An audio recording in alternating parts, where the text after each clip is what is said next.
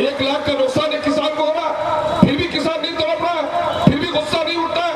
खगड़े मेला में भीड़ होती है, शादी में भीड़ होती है, जलसे में भीड़ होती है, हरी कीर्तन में भीड़ है। और किसानों को क्या, पंजाब के किसानों को माओ ने जन्म दिया, उसने अपना दूध पिलाया था। और सीमांचल के किसानों को मां ने जन्म दिया, क्या बकरी का दूध पिया? आपका भाई का घर कटा कि नहीं? आपकी बेटी का घर कटा कि नहीं? आपकी खेती लाई गई कि नहीं? आपका बच्चा बर्बाद हुआ कि नहीं?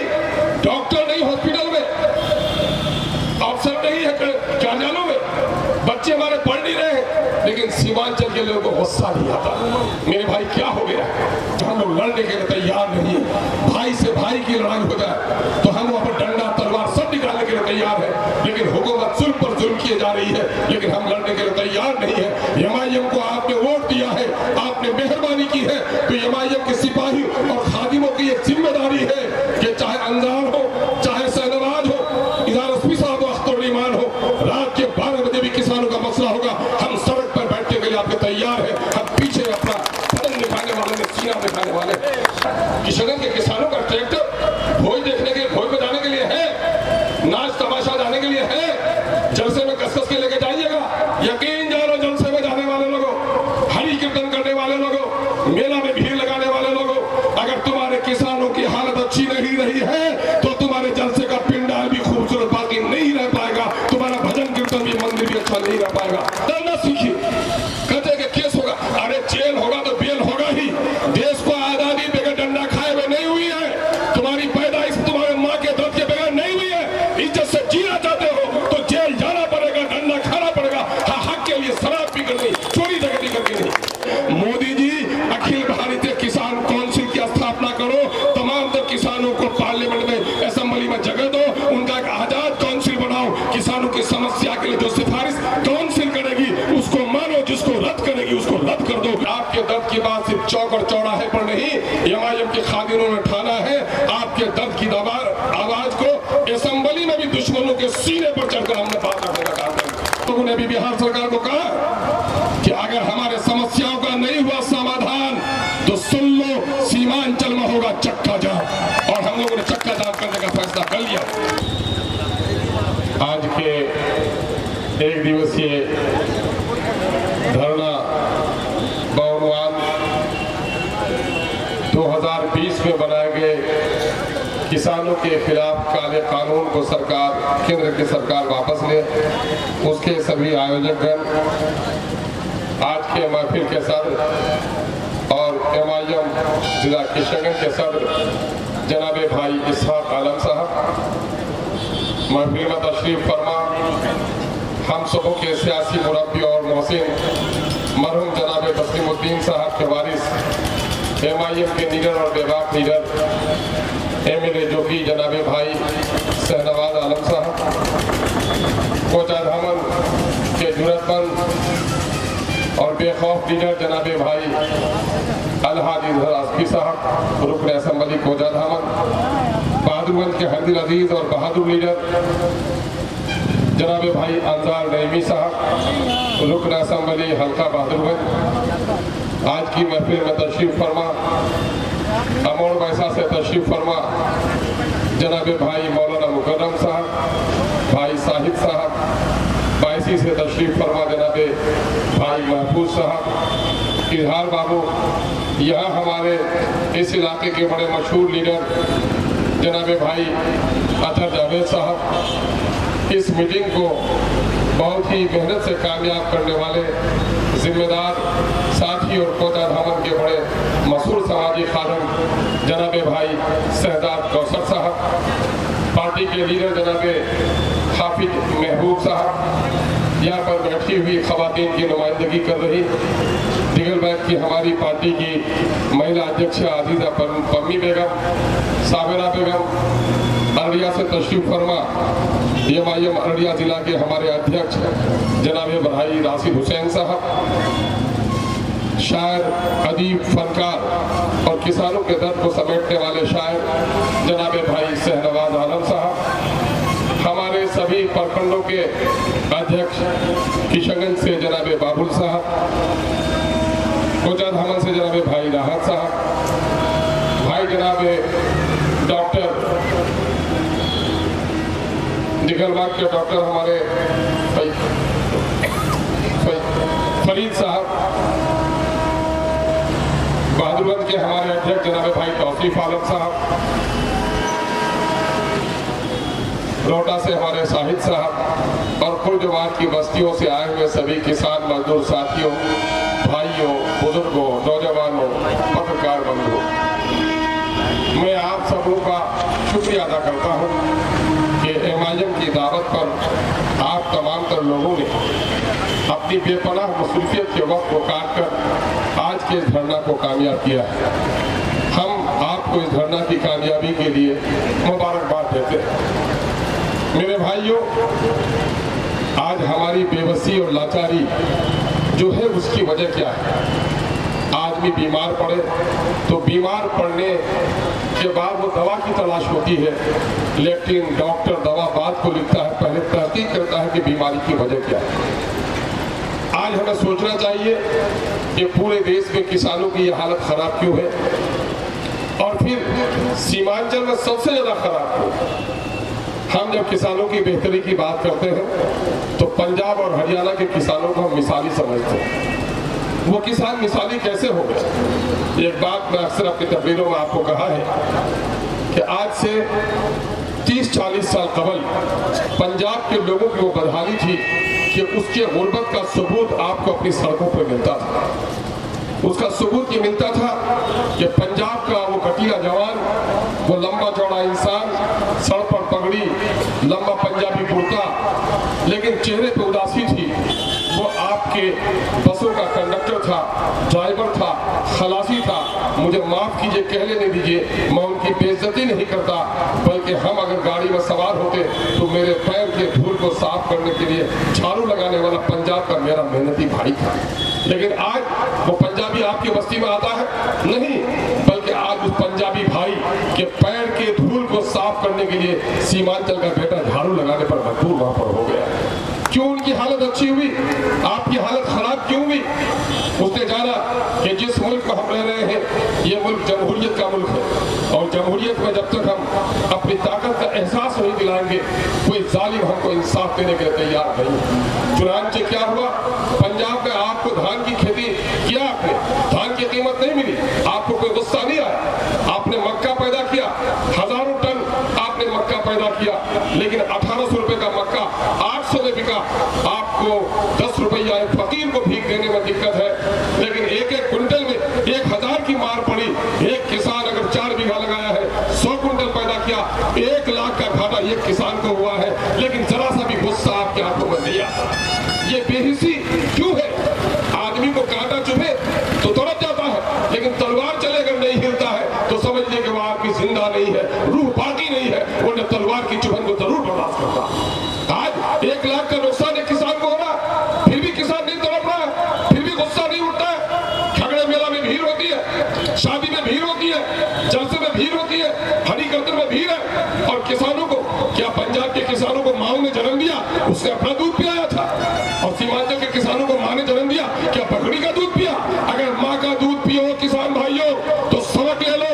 जाड़े की ठंडी रातों में दिल्ली के बॉर्डर के इलाके में जो ठंडक पड़ती है आपसे कई गुना ज्यादा पड़ती है। पंजाब के लोगों ने पूरे ठंडे के जाड़े को, मौसम को 2.5 महीने या 82 दिन से आज वहां भूखे हैं, आज वो जाड़े में है। बारिश हुई, मोदी के गुंडों ने जाकर पानी बरसा दिया, ठंडे चलाए। लेकिन मैं मुबारकबाद देता हूं पंजाब और हरियाणा की माओ को कि तुमने अपने ऐसे बेटे पैदा किए कि मोदी जैसे जालिम के सामने में आंख में आंख डाल कर बात की। और आज हम इस इलाके में कुछ भी मैंने मुर्दे पर 80 मन किया, 60 मन किया, 100 मन किया, सब कुछ बर्दाश्त करने के लिए तैयार है। सभी लोग किसान है। किसी का घर मानंदा के ऊपर है, किसी का कंडे के ऊपर है, किसी का डोक के ऊपर है, किसी का पड़वान के ऊपर है। बताइए, आप नहीं कटे, आपका भाई का घर कटा कि नहीं? आपकी बेटी का घर कटा कि नहीं? आपकी खेती लाई गई कि नहीं? आपका बच्चा बर्बाद हुआ कि नहीं? डॉक्टर नहीं हॉस्पिटल में, अफसर नहीं है कार्यालयों में, बच्चे हमारे पढ़ नहीं रहे हैं, लेकिन सीमांचल के लोगों को गुस्सा नहीं आता। मेरे भाई क्या हो गया? आप याद करो अपने बचपन को, दूध पीते थे उस वक्त, चलने फिरने की ताकत नहीं थी, झल्लों में जिसे पालना कहते हैं, उस वक्त आपको गुस्सा आता था, उठ के बैठ जाते थे।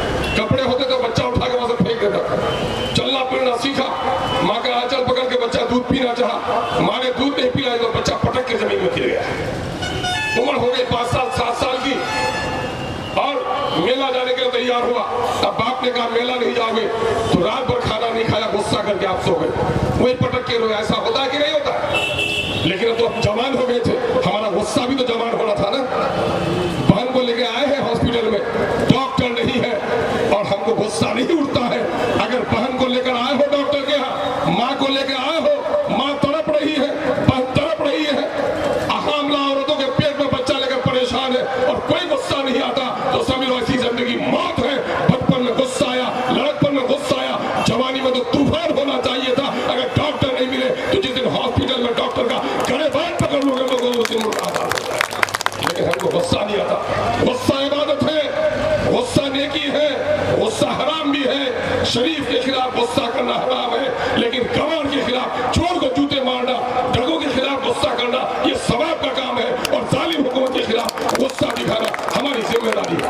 पंजाब के लोग बैठे हैं आज वहां, डंडे खाए कि नहीं खाए? 100 लोग से ज्यादा मरे। सुरजापुरी को एक डंडा पड़ी रहा तो सुरजापुरी ना भागते हुए उसको रास्ता नहीं मिलता। यकीन जानो लोगों, तारीख इंसानी की ये शहादत है कि जो कौम लड़ती है वो कौम दुनिया में इज्जत की जिंदगी गुजारती है। जिन लोगों ने जंगों में गर्दन कटाया है उनके बच्चों के सरों पर ताज आया है। जिन लोगों ने गर्दनों को झुका कर दिया है उनकी नस्लों से गुलाम पैदा हुआ है। सीमांचल अगर सरदारी का शौक रखते हो तो गुलामी की जिंदगी नहीं, आजादी के खातिर डंडा उठाना आपका फरीजा है। ये डंडा उठाने के लिए आज आपको दावत देने के लिए आई। किसानों का मसला है, सारा दिन किसानों पर। आप जानते कितनी बड़ी मुसीबत आने वाली है। अडानी ने यहाँ पूर्णिया से कटिहार के बीच में हजारों एकड़ जमीन सिर्फ बुढ़ावन के लिए खरीदा। आपको पता ही नहीं ये सारा मामला क्या हो रहा है। देश बिक रहा है। अभी देखिएगा इस बजट के बाद 25 से 30% आपके ट्रेन की टिकट का इजाफा होने जा रहा है। हवाई जहाज जो 5000 का मांग होती है, अब बेटा जो चले आता है, अब हवाई जहाज का 5000 वाला टिकट 8000 होने जा रहा है। सारी चीजों की कीमत बढ़ रही है। गरीबों के चूल्हे में उजाला प्रोग्राम लेकर आया मोदी। आप बताइए कि 400 रुपए का गैस आज 950 हो गया कि नहीं हो गया? खाद की कीमत बढ़ी, फसलों की कीमत घटी, दवाओं की कीमत बढ़ी, बीमारों की परेशानी बढ़ी, लेकिन आपके बच्चे अनपढ़ हो रहे हैं, बीमारी बढ़ रही है। इसकी वजह क्या है? इसकी वजह यह है कि हम लोग लड़ने के लिए तैयार नहीं है। भाई से भाई की लड़ाई हो जाए तो हम वहां पर डंडा तलवार सब निकालने के लिए तैयार है, लेकिन हुकूमत जुल्म पर जुल्म किए जा रही है, लेकिन हम लड़ने के लिए तैयार नहीं है। एमआईएम को आपने वोट दिया है, आपने मेहरबानी की है, तो एमआईएम के सिपाही और खादिमों की एक जिम्मेदारी है कि चाहे अंजार हो, चाहे शहनवाज हो, इधर एसपी साहब अख्तर ईमान हो, रात के 12 बजे भी किसानों का मसला होगा, हम सड़क पर बैठने के लिए आपके तैयार है। हम पीछे अपना बदन दिखाने वाले में सीना दिखाने वाले साबित है। आप देख लीजिए, सबसे पहले सीमांचल में लड़ाई हम लोगों ने अमर पैसा से शुरू की। हमारे किसान के साथियों ने सड़क को जाम करने में अग्रणी भूमिका निभाई है। चंद लोग थे किसी पार्टी का झंडा लेके, हमारे लोग उस दिन आए तो बोला तुम अलग हो जाओ, हम अलग करते हैं। मैं ऐसे दोस्तों को दावत देना चाहता हूँ कि आग बुझाने में अगर इत्तेहाद नहीं रखते हो तो इसके माने घर बुझाने की भी तुम्हारी नीयत रही है, सिर्फ नेतागिरी की तुम्हारी नीयत है। और एमआईएम फोटो छपवाने पर नहीं, बस्ती में लगी आग को बुझाने पर यकीन रखती है। हम चाहते हैं कि मिलकर लड़ाई लड़ो। आज कहाँ गए बिहार के वो नेता? कांग्रेस के लोग कहाँ चले गए? दूसरी पार्टी के लोग कहाँ चले गए? जिस तरह वहां सिंधु बॉर्डर पर आज अगर पंजाबी लोग बैठे हैं तो बिहार में तो आज दूसरी पार्टी जो लोग अपोजिशन के हैं उनको तो बिहार में चक्का जाम कर देना चाहिए था, लेकिन किसी के मुंह में आवाज नहीं आती है। अगर आपकी आवाज उठती है तो एमआईएम आपकी आवाज उठाने के लिए तैयार है। हम आपकी लड़ाई लड़ना चाहते हैं। किसानों के काले बिल, इस पर भाई जनाब इजहार एसपी साहब ने बड़ी तफसीली गुफ्तगू की है और उसको बताया है कि आपके साथ क्या मुसीबत आने वाली है। हाफिज हाकिम जी ने भी, फारूक साहब ने बताया है कि इससे कैसी मुसीबत आएगी। आप रहिएगा अपने जमीन में, जमींदारी की जो शान दिखाते हैं तो शान नहीं चलेगी, तो गुलाम बन जाइएगा। आप कहिएगा कि नहीं हम इस साल मकई लगाएंगे, आपका हाकिम कहेगा नहीं मकई नहीं लगाना है, तुमको फिर से नील की खेती करनी है, खेत आपका होगा, आपको नील की खेती करनी पड़ेगी। आपको मजबूर कर दिया जाएगा, आपको बेबस और लाचार कर दिया जाएगा। हमने कहा था अपने पार्टी के हमारे जनरल सेक्रेटरी जनाब भाई नूरुल इस्लाम साहब को कि किसानों को दावत दीजिए कि वो अपने ट्रैक्टरों का मुजाहरा करें। आज वो किसान बीवी बच्चे को लेकर निकल गया है। किशनगंज के किसानों का ट्रैक्टर भोज देखने के, भोज में जाने के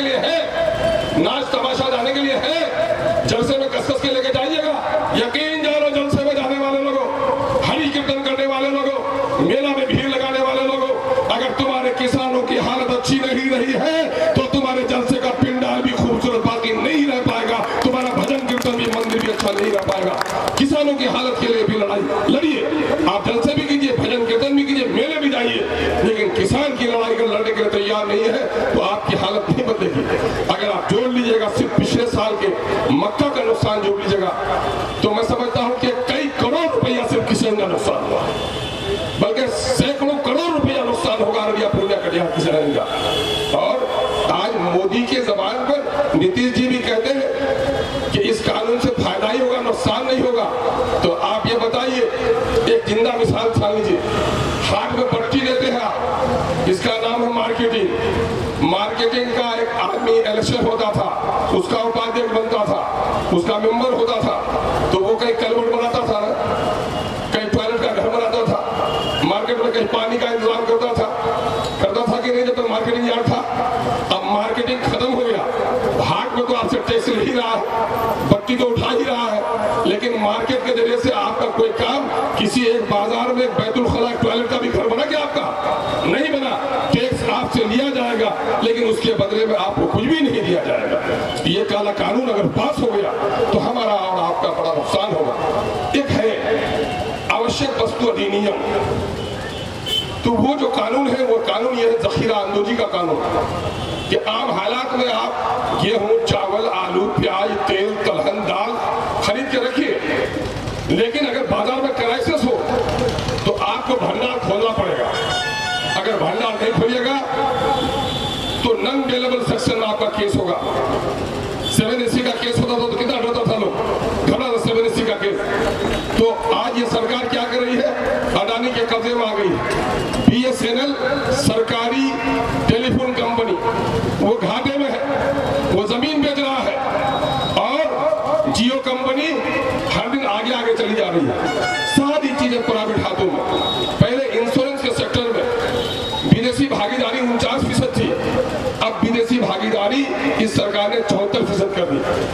अंग्रेजों को बुलाया था जिस तरह से देश के दलालों ने उस वक्त के मीर जाफर और जयचंद जैसे लोगों ने, आज भी लगता है सत्ता में मीर जाफर और जयचंद के बच्चे बैठे हुए हैं। एक बार फिर से बाहर की कंपनियों को लाल दरी, लाल कारपेट बिछाकर बुला रहे हैं। ये लड़ाई लड़नी पड़ेगी। और कहिएगा एक दिन हमारा धरना करने से क्या होगा, तो मेरे भाई, जमहूरियत में ऐसी आवाज बनती है। अगर पंजाब का किसान ये समझ ले कि लड़ेंगे तो हम पूरे देश के किसान को फायदा होगा, तो लड़ाई बाकी रहेगी? लड़ाई बाकी नहीं रहेगी। जिसको इज्जत की परवाह होती है, जिसको हक की लड़ाई लड़ने की आदत होती है, दुनिया में वही कौम सरदार बनती है। आप जानते हैं हरसिमरत कौर वहां पर मिनिस्टर थी, केंद्रीय मंत्री, और किसान की बेटी थी, और कहा कि मेरा बाप किसान, मेरा ससुर किसान, और किसानों पर मोदी तुम डंडे बरसाओगे और मैं मंत्री बनकर रहूंगी। ऐसे मंत्रालय को मैं अपने जूते की चोट पर फेंक देती हूँ, और मंत्रालय छोड़ दी। और पुलिस का ऑफिसर क्या, चौकीदार नहीं, DIG रैंक का ऑफिसर, उसका नाम है लक्ष्मण सिंह। और उन्होंने क्या किया, कहा कि मेरा बाप किसान बनकर के मुझे पढ़ाया, मैं पुलिस का ऑफिसर बना, और मेरा बाप आज डंडा खाएगा और मैं पुलिस का ऑफिसर बन के रहूंगा। उसने पुलिस की ऑफिसरी छोड़ी, पार्टी ने समर्थन वापस ले लिए। पंजाब के जो बेटे अमेरिका में, यूरोप में थे, उन्होंने अपनी नौकरियां छोड़कर आज किसानों की लड़ाई लड़ने के लिए हाजिर हो गया। सीमांचल के लोगों, मैं आपसे गुजारिश करना चाहता हूं, आपकी जो तादाद है ये जागरूक तादाद है, ये बेदार तादाद है। हम आपको मुबारकबाद देना चाहते हैं कि आपके सीने में जो दिल है वो इंसानियत का दिल है, किसानों के दर्द का दिल है, जो धड़कता है, जिसने आपको लाकर यहाँ सवेरे से बैठा कर रखा। उठिए, अपने अपने पंचायत में हम लोग जोड़ना चाहते हैं किसानों को। आज किसानों को, अभी हमारे टोसा के किसान ने अभी यहाँ पर एक दरखास्त दिया है कि जनवरी में ही ऑनलाइन अप्लाई किया धान खरीदने के लिए, लेकिन उसका धान खरीदा नहीं गया। क्यों नहीं किया खरीदा गया धान? यहाँ अभी पिछले दिनों में मुख्यमंत्री ने मीटिंग की और उनके अफसरों ने जो कहा कि दलालों के जरिए से धनपशु लोगों के जरिए जो धान की खरीदारी दिखा दी गई, तो माननीय मुख्यमंत्री जी कहते हैं कि नहीं, हमें संतोष है कि आपकी बार धान की बड़ी खरीदारी हो गई है। तो मैं किशनगंज के इस धरना के माध्यम से माननीय मुख्यमंत्री जी आप तक पैगाम पहुंचाना चाहता हूं। और भाई जनाबे जैसा सलवान साहब ने कहा कि आपके दर्द की बात सिर्फ चौक और चौराहे पर नहीं, एमआईएम के खादिनों ने ठाना है आपके दर्द की आवाज को असेंबली में भी दुश्मनों के सीने पर चढ़कर हमने बात रखने का काम किया। आप बताएंगे कि हमारे टोसा के किसान का धान क्यों नहीं खरीदा गया? इस तरह के जो मसाइल है हमें उठना पड़ेगा। किसानों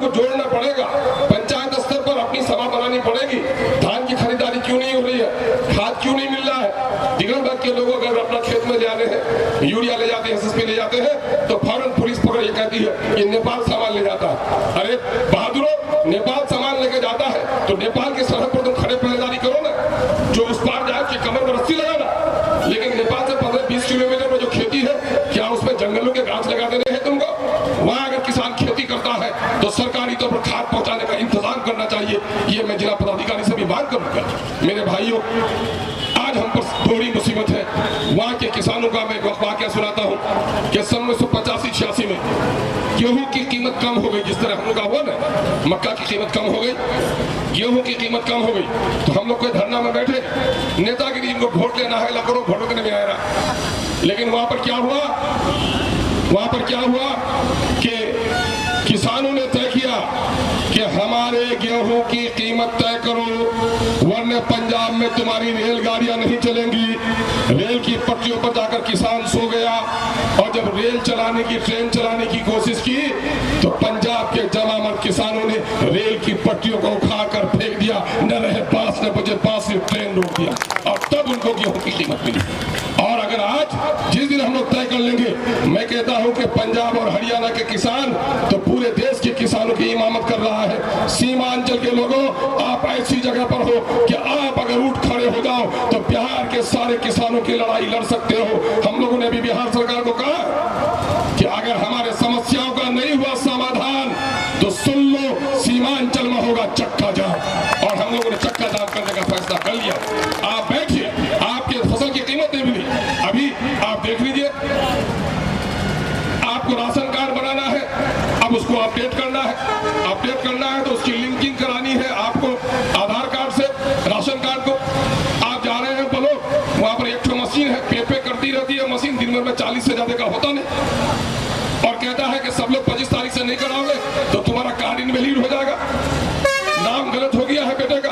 एक बच्चा को अभी जाना है विदेश, उस बच्चे की उम्र है 21 साल, कर दिया 51 साल। नाम था मोहम्मद हामिद, कर दिया हामिद हुसैन। अब सुधारना है तो बोला एक ही बार में एक ही तो सुधरेगा, खुद बेचारे की नौकरी चली जा रही है। ये जो जुल्म हो रहा है, आज भी मैंने कुछ जिम्मेदार अफसरों से बात की है। मैंने कहा कि अगर आपका आदमी म्यूटेशन में गलती करता है, मेरे भाई ने जमीन बेचा और मेरा जमीन भी दाखिल खारिज करके निकाल देता है वो, तो गलती हुई तुम्हारे कर्मचारी की, और केस लड़ने के लिए हम जाएंगे डीसीएलआर के यहाँ। पहले ऐसे कमीनों को, जिन कमीनों की गलती की वजह से हमारे लोगों को दौड़ना पड़ रहा है, ऐसे कमीनों का गरेबान पकड़ना पड़ेगा कि बेटा तुम्हारे किस बाप ने तुमको इजाजत किया था कि मेरा नाम धर कर दी। लड़ना सीखिए।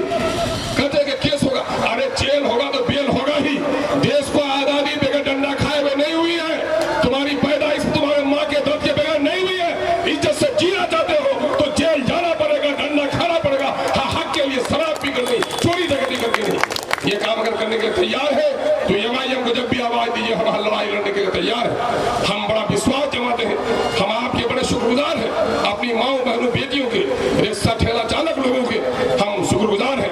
हम किशनगंज के वकीलों को, किशनगंज के डॉक्टरों को, किशनगंज के प्रोफेसरों को, किशनगंज के उलमा को, किशनगंज के पंडितों को, किशनगंज के समझदार दानिशवरों को हम दावत देते हैं कि आपकी शराफत, अगर जनता परेशान हो जाए, बस्ती में आग लगे और आपका कुर्ता सफेद रह जाए, तो समझिए कि आप बस्ती के दोस्त नहीं दुश्मन हैं। अगर आप पढ़े लिखे हैं और आवाम के मसाइल के लिए लड़ने के लिए तैयार नहीं है तो ये नकली दानिश्वर है, आप नकली पढ़े लिखे हैं, सच्चे पढ़े लिखे नहीं है। आइए इस तहरीक का साथ दीजिए। कभी तो कहा था लाल बहादुर शास्त्री ने, जय जवान जय किसान। आज मोदी ने कर दिया हाय किसान हाय जवान। ये हाय हाय में हम नहीं जिएंगे, बल्कि जय किसान का नारा बुलंद है। किसानों की हालत, 85% किसान की हालत जब तक अच्छी नहीं होगी, देश की हालत अच्छी नहीं होगी।